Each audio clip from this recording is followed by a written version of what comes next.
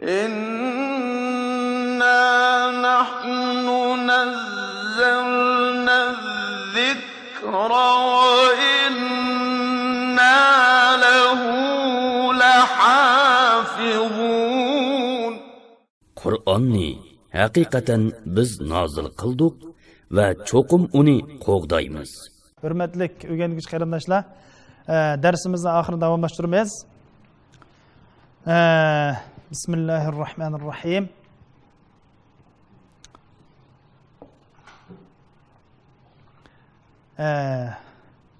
Hozirgi darsimizda biz inshaalloh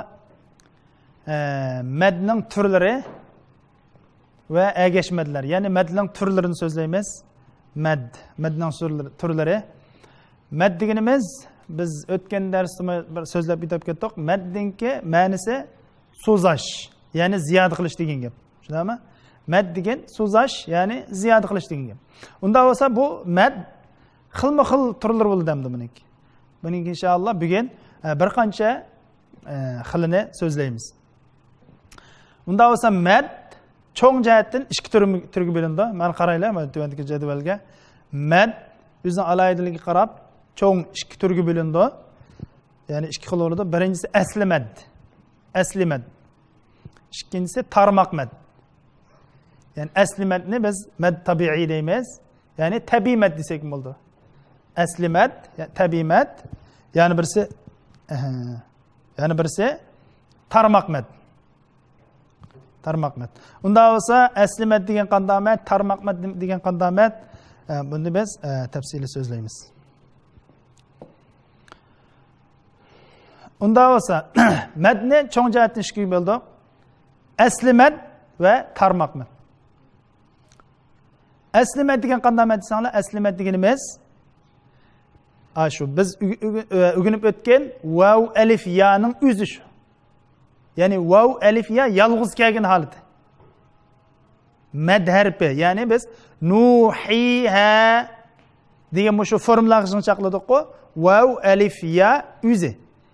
Ya'ni tabiiy mad degan shu.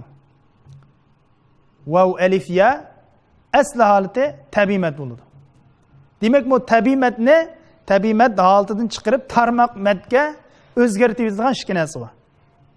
U bo'lsa hamza, ya'ni birisi sukun. Tabiiy madning keyindan, ya'ni shu vav alif ya tabiiy madning keyindan ikki narsa kelsa tarmoq madga o'zgarib ketadi. Bu ikki narsa qaysi? Buni sabab deymiz biz. Bu ikki sabab. Birinchisi hamza, ya'ni birisi sukun. Demak, unda bo'lsa tabiiy mad deganimiz shu mad harfining keyindan sukun bilan hamza kelmasa tabiiy mad bo'ladi, asli mad. Shunga asli mad deb atalgani shu. Asli altida vav alif ya shu tabiiy mad. Unda o'z tarmoq mad deganimiz shu tabiiy madning keyindan hamza bilan sukun kelib qolsa, bu chaqda tarmoq mad bo'ladi. Tarmoq mad. Unda bo'lsa asli madga vav alif ya dedik. Bu asli madga, ya'ni agishadigan yana bir qancha turlik madlar va buni biz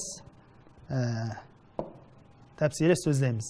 Birinchisi almashma mad, ya'ni mad badal deymiz. Mad badal. Mad badal mo tabiiy madga tava, ya'ni asli madga tava bo'ladi, asli madga agishadi. Masalan, amanu desek bu almashma mad dedik. Almashma mad deb nima almashma mad deb atildi desanglar, bu yerda mad harfi bilan hamza ikkisi o'zgarib, ikkisining o'rnini almashib kelgan bo'ladi. Ya'ni almashma madda mad harfi bilan hamzaninki ikkisining o'rnini almashib kelgan bo'ladi. Shunda bo'lg'achqa buni almashma mad deymiz. Masalan, amanu deganga o'xshash. Amanu bo'lsa, demak bu mad badal bo'ldi. Almashma mad bu tabiiy madga tava bo'ladi.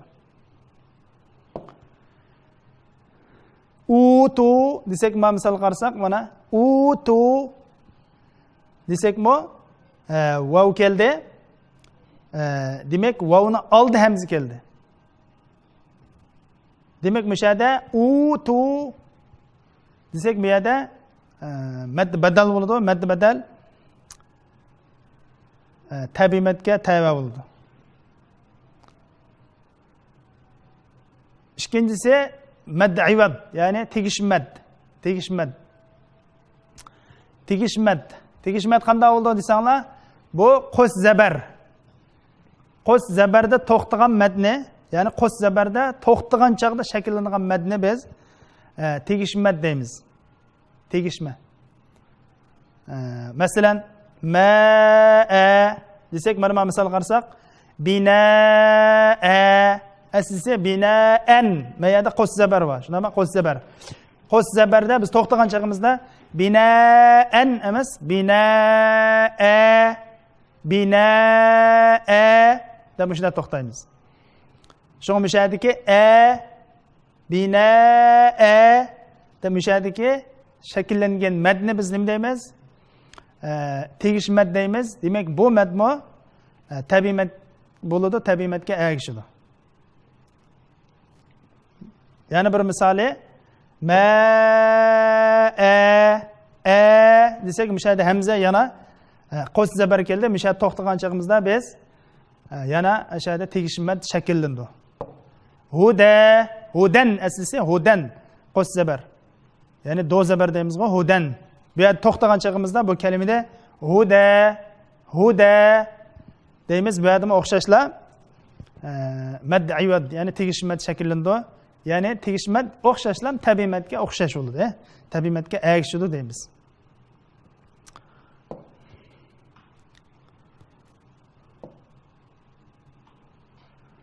Unda bo'lsa tabiiy madga ergishadigan maddan yana ulanma mad, ya'ni mad sila deymiz. Ulanma mad. Ulanma mad deganimiz, buni misol bilan orqali tushunsak, mana birinchi misol qarasanglar, kullul lahu qanitun. Bu ulanma deganimiz mushu haning keyindan keladigan kichik bir vav bor. Haning keyindan kichik bir vav yoki kichik bir ya keladi. Mana mushu matni biz ulanma deymiz. Ya'ni qaranglar, mana kullul lahu desak, haning keyindan bir kichik vav turamdi. Ashu vavni, ya'ni shu yerdagi shakllangan madni biz ulanma mad, ya'ni mad sila deymiz. Bu madni o'xshashda tabiiy madga ergishadi.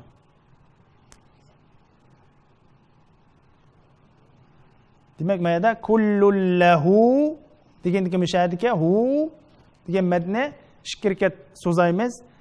Tabiiy mad bo'ldi, tabiiy madga ergishdi. Unda yana bir boshqa misolga qarab boqaylik. Va sahibatihi va akhihi desak, mushada biz dedik-ku, baya haning keyindan kichikka kelgan kichik vav yoki kichik ya deb. Haning keyindan kelgan kichik vav yoki kichik ya. Mana mushada mad sila shakllandi. Buningki tafsiliy ahvolni keng qismliq darsimizda so'zlaymiz. Nimish shunday keladi, o'shani tafsilotini. Hozir faqat mushu haning keyindan kelgan kichik vav yoki kichik yani ulanma mad. Ya'ni mad sila mushulini bilib olsak, bu madninki tabiiy madga ergishadiganligini bilib olsaqlar, hozircha mushu kifoya bo'ladi. Yana bir misol, innahu ala raj'ihi laqadir desak, ha keldi, yana haning keyindan kichik vav keldi. Raj'ihi desak, ha keldi, haning keyindan yana kichik ya keldi. Demak, bu yerda ya'nilam ulanma mad bor. Innahu deb ishkirga so'zaymiz. Raji'ihi deb ishkirga so'zaymiz. Demak, mushada bu jumlada ikki yada mad sila bor, ya'ni ulanma mad bor. Raji'ihi degandek. Demak, mad kichik ulanma madmi qanday? Tabiiy madga ergishadi. Shikirkat miqdorida so'zaymiz.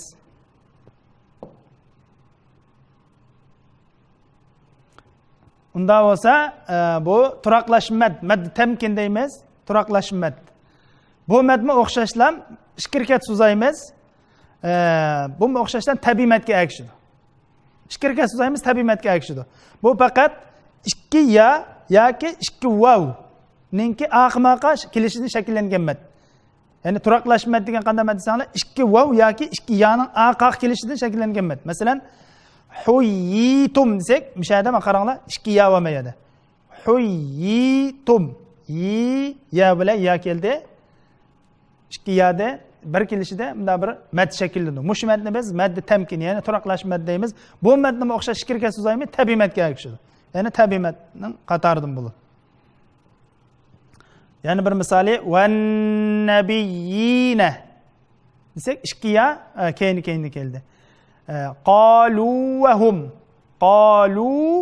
hum desak ikki vav keyin keldi. Ya'ni o'xshash bu yerda turaqlash mad shakllandi. Demak bu madmo tabiiy madga ergishadi, tabiiy madning qatoridan. Unda bo'lsa tarmoq mad. Tabiiy madninki ergish kuchini so'zlab qoldik. Tarmoq mad. Tarmoq maddan madlin. Ya'ni yumshoq talaffuzliq mad, ayrilma mad, ya'ni mad munfasil, tutash mad, ya'ni mad muttasil, sakinlik, o'tkinchi mad, mad arif sukun va lozim mad.